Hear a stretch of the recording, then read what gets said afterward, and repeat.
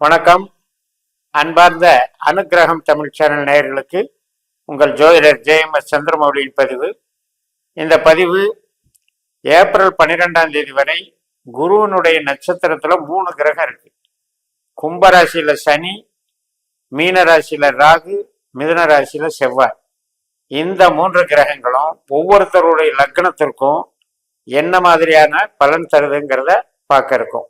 இந்த பதிவுல மேஷ லக்னத்திற்கு சனி எங்க இருக்காரு, ராகு எங்க இருக்காரு, செவ்வாய் எங்க இருக்காரு, இந்த 3 பேருமே 3 இடத்துல இருக்காங்க. ஆனா குருவனுடைய பலன்களை தான் தரப்போறாங்க. அதைத்தான் நம்ம பார்க்க போறோம். நமக்கு லாபஸ்தானமான சனி, லாபஸ்தானாதிபதியும் சனிதான் லாபஸ்தானத்திலையும் இருக்காரு. ஆனால் அவரு என்ன பலன்களை தருவாரு? குருவனுடைய பலன்களை தான் தருவார். அவர் இருக்கிறது குருவனுடைய நட்சத்திரம்.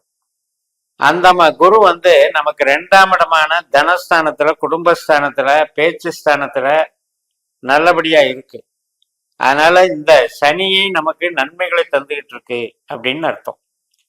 ஆனால் அதுல செவ்வாயும் மறைமுகமா கனெக்ட் ஆகுறாரு.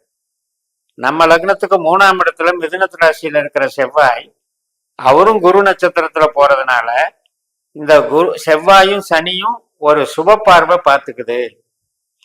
இந்த சுப பார்வை நமக்கு எங்க இருக்கு? 3ஆம் இடத்துலயும் 11ஆம் இடத்துலயும் இருக்கு.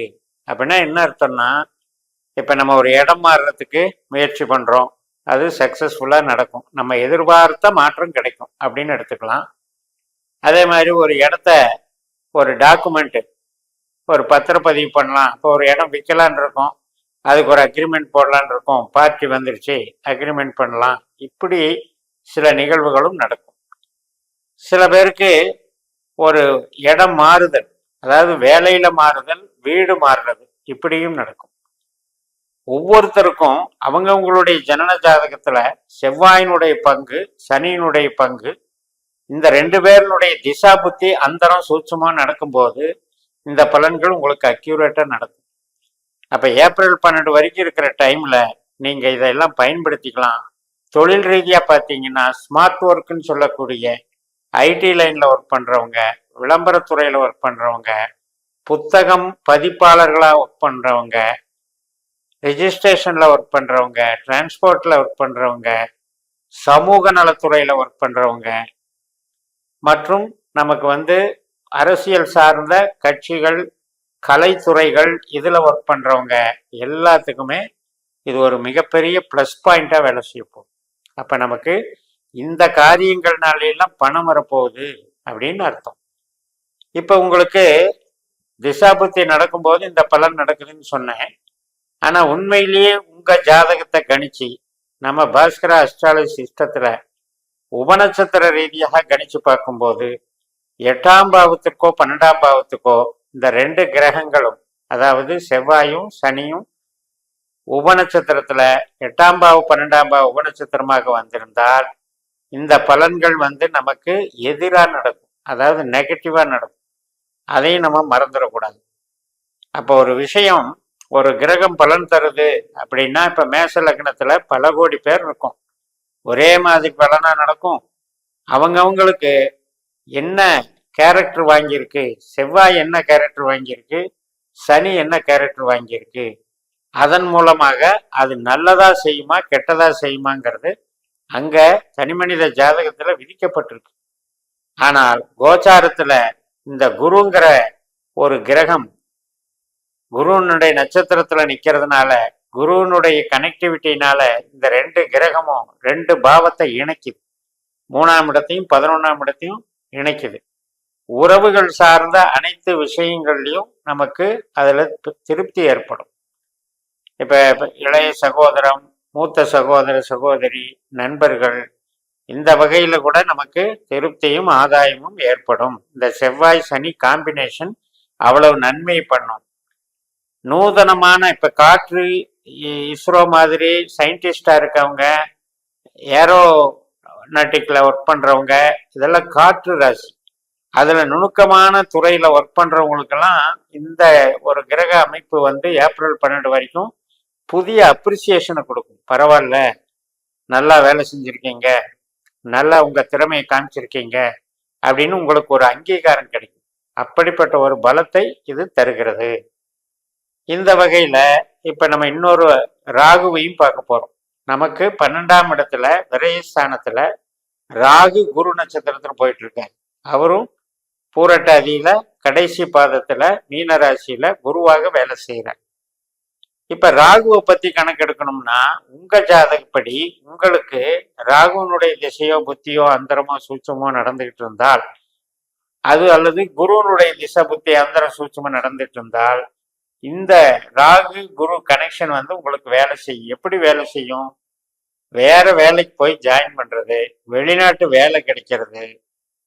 இப்ப சொந்த தொழில் பண்றவங்களுக்கு ஒரு புதுசா ஒரு தொழிலோ புதுசா ஒரு பிரான்ச்சோ ஆரம்பிக்கிறது, மூலதனத்தை இன்க்ரீஸ் பண்றது, பல்கான மூலதனம் போடுறது, அதன் மூலம் பல்கான போட்ட மூலதனத்துல நல்ல லாபம் சேமிப்பு அடைவது, இத்தனை வேலைகளையும் இந்த ராகுவும் குருவும் செய்யறாங்க. அப்ப ஏப்ரல் 12ஆம் தேதி வரைக்கும் யாருக்கெல்லாம் உங்களுக்கு ராகு சம்பந்தப்பட்ட குரு சம்பந்தப்பட்ட திசாபுத்தி அந்தர சூட்சமம் நடக்கிற காலகட்டத்துல இந்த பலன் நடந்தே தீரும். இப்ப இதுல எது நெகட்டிவ் அப்படின்னு பாத்தீங்கன்னா, ராகு இருக்கிற இடத்துக்கு செவ்வாய் வந்து நெகட்டிவா வேலை பார்ப்பார். ஏன்னா ராகு மீனத்துல இருக்காரு, செவ்வாய் மிதுனத்துல இருக்காரு. ஆனா இந்த ரெண்டு பேரும் குருவை வந்து குரு நட்சத்திரம் மூலம் அவங்க வந்து ஒரு தொடர்பு ஏற்படுத்திக்கிறாங்க. ஆனா அது நல்ல தொடர்பு இல்லை, அது வந்து கெட்ட தொடர்பு. ஏன் அப்படின்னு கேட்டா அது 4ஆம் இடம். அப்ப என்ன ஆகும்? நமக்கு வந்து சகோதர சகோதரி வகையில இப்ப ராகு திசை நடக்கிறவங்களுக்கு அந்த சமயத்துல கொஞ்சம் வாக்குவாதங்கள் ஏற்படும். இப்ப இதே செவ்வாய் திசை நடக்கிறவங்களுக்கு சனியினுடைய தாக்கத்தினாலையும் குருவனுடைய தாக்கத்தினாலையும் நல்லது நடக்குன்னு சொன்னேன். அதே நேரத்துல ராகு திசை நடக்கிறவங்களுக்கு சனியும் 12ல இருக்காரு, செவ்வாயும் 4ல இருக்காரு.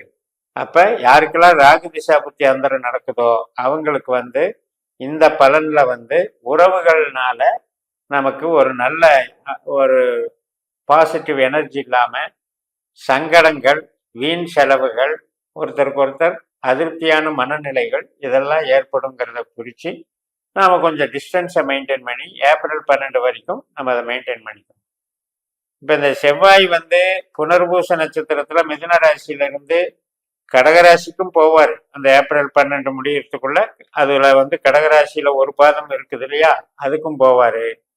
அதே மாதிரி இப்ப நமக்கு சனி வந்து மார்ச் 29ஆம் தேதி பயிற்சி ஆகிறார். விரை சனியா இருக்கிற சனி வந்து நம்ம மீனத்துக்கு பயிற்சி ஆவாரு. அப்ப லாபச்சனியா இருக்கிற சனி வந்து விரை சனியா பயிற்சி ஆகி 12க்கு வந்துடுறாரு. அப்ப என்ன ஆகுறாரு? சனியும் ராகுவும் சேர்க்கை நடக்கும். ஒரே நட்சத்திரத்துல சேர்க்கை நடக்கும். இப்பவும் ஒரே நட்சத்திரம் தான், ஆனா ராசி வேற. அப்ப வந்து மீன ராசிக்குள்ளேயே ஒரே நட்சத்திரத்திலேயே ரெண்டு பேரும் சந்திக்கிற நிலை ஏற்படும். அப்ப 12ஆம் இடத்துல இவையெல்லாம் இருந்தாலும் மூலதனத்தின் மூலம் நமக்கு குருவினால ஆதாயம் கிடைக்குதுன்னு சொல்ல வரேன். அப்ப சனிக்கும் ராகுக்கும் சண்டை இல்லை, செவ்வாய்க்கும் ராகுக்கும் தான் சண்டை. ராகு திசை நடக்கிறவங்க மட்டும் கொஞ்சம் எச்சரிக்கையா இருந்துட்டா போதும். மற்றவர்களுக்கு சனி திசையோ செவ்வாய் திசையோ குரு திசையோ நடக்கிறவங்களுக்கு இந்த யோகம் என்பது பிரபலமாக தன்னுடைய மூளை உழைப்பின் வழியாக பெருத்த லாபத்தை அடையக்கூடிய ஒரு யோகத்தை தருகிறது என்று சொல்லி நிறைவு செய்கிறேன். இந்த சேனலை சப்ஸ்கிரைப் பண்ணி ஷேர் பண்ணுங்க. உங்க தனிப்பட்ட ஜாதக பலாபலன்களை என்னுடைய வாட்ஸ்அப் நம்பர்ல தொடர்பு கொண்டு பலன் பெறுங்கள். உங்களிடமிருந்து விடைபெறுகிறேன். உங்கள் JMS. நன்றி, வணக்கம்.